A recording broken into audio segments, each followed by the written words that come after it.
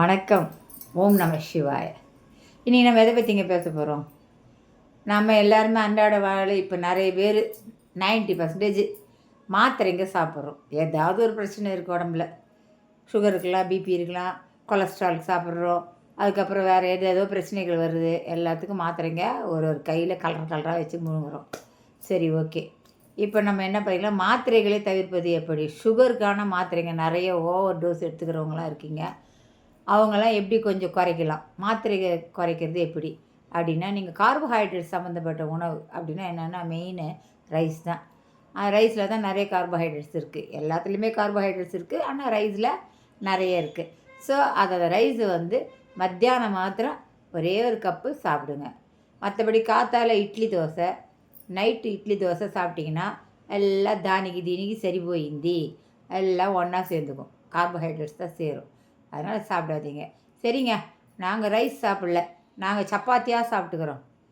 சப்பாத்தின்னா கோதுமையில் செய்கிற சப்பாத்தி. கோதுமையிலையும் ஒன்றும் ரொம்ப பெரிய அளவுக்கெல்லாம் கார்போஹைட்ரேட்ஸில் மாற்றம் கிடையாது, கொஞ்சம்தான் கம்மி ரைஸை விட. அதனால் சப்பாத்தி கூட ஒரு நேரம் தான் சாப்பிடணும், 3 வேளையும் சாப்பிடக்கூடாது. காத்தால் அப்போ நாங்கள் என்ன தாங்க சாப்பிட்றது?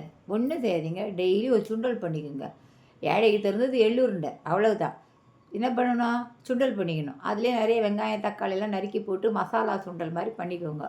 பண்ணிவிட்டு என்ன பண்ணுங்கள், மார்னிங் நல்ல ஒரு 100 கிராம் சுண்டல் சாப்பிடுங்க. வயிறு திம்முன்னு ஆகிடும். கூடவே என்ன பண்ணுங்கள், மில்க் வேணால் கொஞ்சம் குடிச்சிக்கலாம். காஃபி டீ இதெல்லாம் சாப்பிடாதீங்க. மோர் நிறைய சாப்பிடுங்க. மோர் அடித்து வச்சுக்கோங்க, மோர் நிறைய சாப்பிடுங்க. ஓகேங்களா?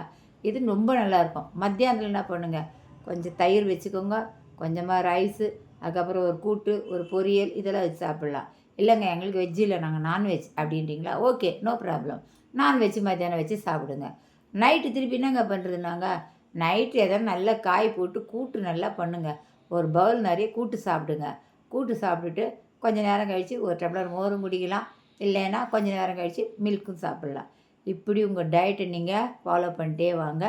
டயட் அப்படின்னா ப்ரோட்டீன் இருக்கணும், ஃபேட்டும் இருக்கணும், விட்டமின்ஸ் இருக்கணும், மினரல்ஸ் இருக்கணும், கார்போஹைட்ரேட் கொஞ்சமாக இருக்கணும். இப்படி நீங்கள் சாப்பிட்டே வந்தீங்கன்னு வச்சிங்களேன், நிறைய காய்கறி ஐட்டம் சாப்பிட்டிங்கன்னு வச்சுக்கோங்களேன், உங்களுக்கு மாத்திரை லெவல் நம்ம கம்மி பண்ணலாம்.